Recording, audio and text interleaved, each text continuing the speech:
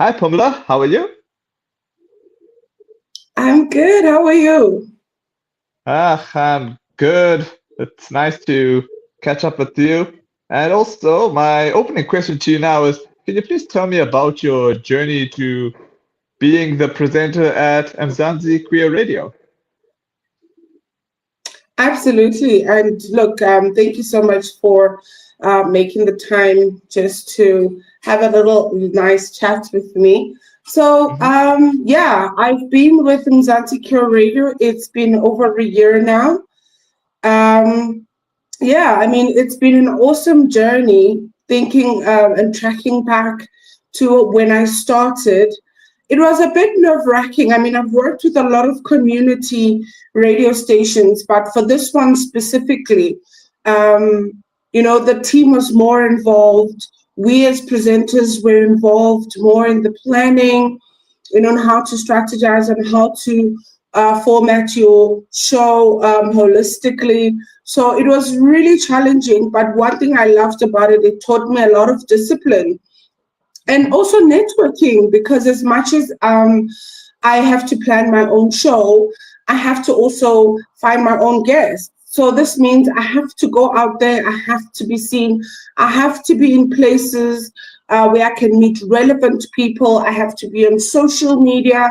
So you get really involved, as well as it helps you to have an opener on a lot of things. So it's been an awesome journey. I've grown personally, I've grown even in my profession as well. So it's been an awesome journey. Okay. But like, how did it all happen though? Like, how did you get into the presenting at Mzanzi Queer Radio? It's actually a very weird story. So, like I mentioned, I worked for a community radio station before, Oh, which okay, was called okay, 008. Yeah. And okay. unfortunately, I couldn't continue working in Hmm. that radio station due to changes in my normal 9 to 5. So, Okay. it kind of clashed with my work. So, Hmm. obviously, my 9 to 5 still pays my bills. So, I Hmm. had to make a decision, unfortunately, to leave. And I was sitting one day scrolling through Facebook, bored, and I just came across the page. There was a post, and Okay. I read through it, and I looked, and I just saw Mzansi Queer Radio. And one of the posts was like, if you would like to join us, get in contact with us. And I immediately DM'd the owner of the radio station, and I said, hey, I'm seeing there's an opportunity for radio presenting, and I'm really interested. I do have the experience as well, and I would like to be part of the team. And yeah, we set up an interview. I went for the interview. First day after the interview, um, my producer at the time was like, "Look, I love you, and when can you start?" And yeah, that's how I got and got a slot in the show. Wow. Who are the presenters that you look up to? So, currently, I look up to your Kutsi lady. I look up to old DJs, honestly, as well. Your DJ Fresh, I still love him so much. Your DJ Spoo. I feel they still kept the authenticity of radio presenting.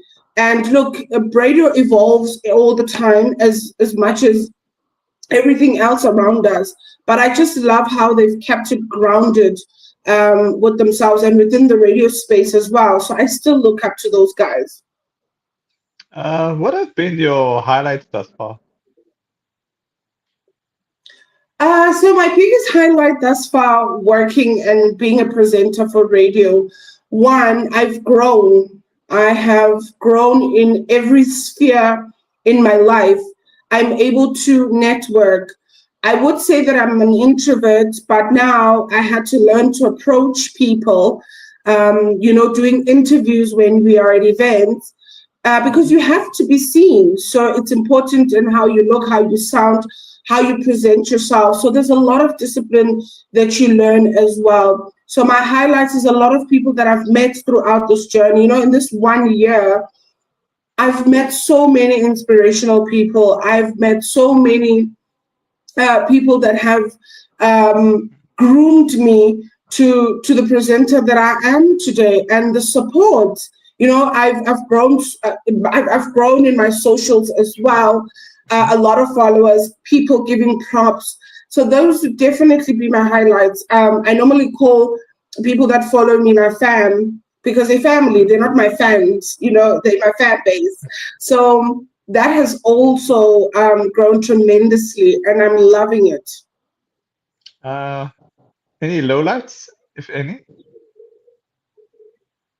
I think it'll be very difficult to spot the lowlights, but I think, it's very difficult, to be honest with you. I think the lowlights would be days when you can't actually attend a show due to personal issues or emergency. I feel like radio is my safe space. It's my safe space. It's where I get to be who I want to be. So whenever I get to miss that opportunity, it really does become a low for me. But honestly, I have less lows currently. Okay. What are your plans for the rest of this year and beyond? Well, I mean, the year is almost over, and normally we do close at the station, especially around December. So I think during that time, it's just to focus on my craft and just to, because the nice thing about what we do now is the fact that, with so much social media and obviously having access to all of this, we are able to do our shows live. So at times I'm able to go back and watch myself, which is weird to do, but I do it because I want to pinpoint and just to note down where I can actually improve as a presenter. So I'm hoping that during this time for the rest of the year, while we're off, my focus would definitely be around that, just to go back, just to track back and to see what do I do better next year? What do I need to work on? What do I need to improve? So that will be my goal for the rest of the year. I mean, there's only a month left, but hopefully from the beginning of the year, it's going to be a bit challenging for me at the moment because I am an expecting mom currently. So thank you so much. So by probably late April, I'd be going on maternity leave. So yeah, I think for the first 4 months of the year, I really want to get my name out there. And at the same time, I also want to hopefully work on juggling being a mom and also still continue with the radio, because I do have an opportunity to still present even when I'm at home. So I really want to still continue doing that. So I think I just want to learn how to prioritize and just to juggle a few things, killing two birds with one stone. So yeah. All right. Okay, my final question to you before I get to the comments. What are your words of inspiration for people that are interested to getting into being a presenter in radio? I'm sorry, can you repeat the question? You just cut off a bit there. No problem. No, my last question to you was, what words of advice would you give to upcoming presenters?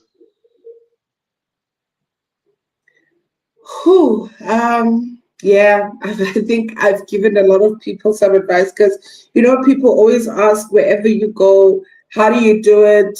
How do you get into it? But, the advice that I'd give to anyone that's looking into getting into radio, it must be something that you really love. There's people that actually like to talk a lot, but, it doesn't mean when you talk a lot, you talk sense, so I would say that you really need to be an open-minded person. You must be someone that loves to read, to explore, someone who knows what's happening around them. And like I say, I mean, you learn throughout the process as well, because you need to be someone that's very open and out there. So, but one thing for me, I would say the love, because I mean, I fell in love with radio while I was still studying media and journalism. And at that time, I had Lelo Mzata as my radio tutor. I believe he's still a radio presenter now, and he was presenting a sports show as well. and he actually had start up a radio station at campus. And I worked for the radio station. I had a midday drive time show, so it was really awesome. I loved it, and I think more importantly, you must love to inform people. Giving information, educating people, and staying up to date with what's happening around you. So for me, it's the love, and you need to be passionate, or else I don't think you'll be able to keep up with the expectations and the demand that goes along with being a radio presenter. Yeah. That's true. All right, now we'll get to the comment questions here. This is from Jitin Rishikar. Hi, Phumla. Mm-hmm. What advice would you give to someone who wants to come out of the closet, because most people have fears of being ridiculed for being different? I love these kind of questions because I know I'm working for a Cure Radio, so this means I'm very exposed to the LGBTQ A+ community. I'm a biggest ally. I'm one of the biggest supporters, and I've got a brother. For people that actually watch my shows, they will see that I've had a few shows where I would co-host with him. He's gay. And look, man, fortunately for him, it was easy for him to come out because we had seen him when he was very young, that he's different, and I believe we started accepting him and being okay with it then. I mean, that was a long time ago. So you can imagine our parents were still stereotyped. So, being Cure at that time wasn't something that was out there. People were not well informed at that time. But because because we are more modernized generation, we are able to educate our parents. I think the one important thing about one wanting to come out, find someone that you really trust, because the world is so cruel out there. People are so judgmental, and it can break one's esteem. It can break one's ego. It could break you as a person. So I would say find someone that you really, really trust, that you can open up to, and so that you can be comfortable slowly but surely with your sexuality. You'll find the courage to open up to either if your parents are still alive or to your family. But one thing I have noticed that families already know that you are different. They're just waiting for you as well to just come up and say, hey, this is me. So yeah, just find someone you're comfortable and that you really trust. Wow. All I got to say thanks so much for your time, and hope to catch up with you again in the future. I really hope so. Thank you so much. It's been great. You're most welcome. All right. See ya.